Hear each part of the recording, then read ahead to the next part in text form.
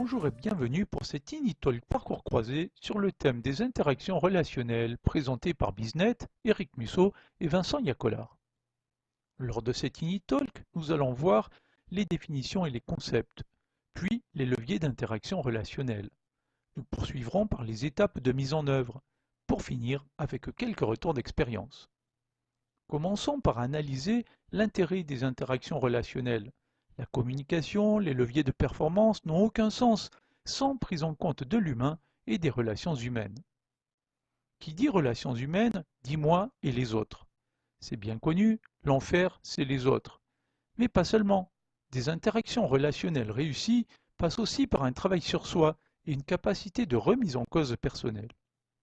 Sous cet angle, les interactions relationnelles permettent de construire des relations de confiance.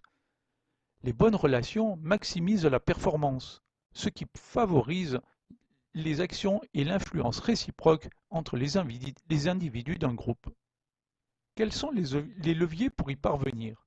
Il y en a 5. Connaissance de soi et des autres. Performer avec des outils de développement personnel. Réussir un échange. Faire grandir les équipes. Manager les relations et les situations. Premier levier, connaissance de soi et des autres. Il faut d'abord bien se connaître. Puis, il faut bien connaître les autres, et pour cela leur parler, en illustrant les propos par des exemples concrets, en communiquant, en suscitant l'intérêt, en prenant la parole à chaque occasion. En matière de développement de sa performance personnelle, il s'agit déjà, sur le plan individuel, d'avoir une capacité à décider, arbitrer, planifier, organiser, puis aussi une capacité à performer avec les autres, audit, résolution de problèmes, suivi. Autre levier, réussir un échange. Il s'agit déjà de convaincre l'autre de l'accepter. La préparation est alors indispensable. L'échange engagé, il faut introduire en précisant l'objectif.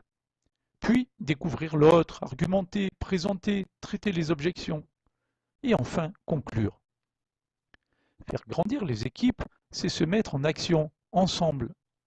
Il faut déjà personnellement avoir confiance en soi, se maîtriser. Puis, il faut être en interaction avec l'autre grâce à l'écoute active, le questionnement, la reformulation. Dernier levier, manager les relations et situations nécessite de donner du sens, puis de motiver et réprimander lorsque nécessaire. Et aussi de savoir manager une équipe, animer des réunions. Enfin, pouvoir aller jusqu'à négocier les cas difficiles ou gérer les conflits. Passons à la mise en œuvre. Elle se fait en 3 étapes. Tout d'abord le diagnostic, état de situation initiale. Puis un accompagnement au niveau des individus. Enfin, un accompagnement au niveau du groupe. Le diagnostic permet de faire un état de la situation. Il peut être réalisé par des spécialistes des ressources humaines ou utiliser de nombreux outils existants, le VIP de Zapro, de l'IME, le DISC, les cadrans, le MBTI. Le diagnostic fait, il faut mettre en œuvre les solutions. Sur le plan individuel, cela se traduit par exemple par des bilans de compétences, un coaching pour surmonter une difficulté temporaire ou une psychothérapie pour un trouble plus profond. Sur le plan collectif, d'autres actions s'imposent comme composer les équipes au profil complémentaire ou s'appuyer sur les leviers de motivation pour tirer le groupe vers le haut. Des approches de type entreprise libérée peuvent aussi nous aider. Abordons maintenant les retours d'expérience. Selon Sénèque, il faut déjà avoir un cap. Il faut ensuite avoir la foi, il faut y croire et se donner les moyens. Il faut enfin, comme le disait Voltaire, agir avec passion. Autre retour d'expérience, et non des moindres, la remise en cause. Il n'est jamais simple de se remettre en cause, personnellement, en permanence. Il n'est pas non plus évident d'assumer ses propres erreurs.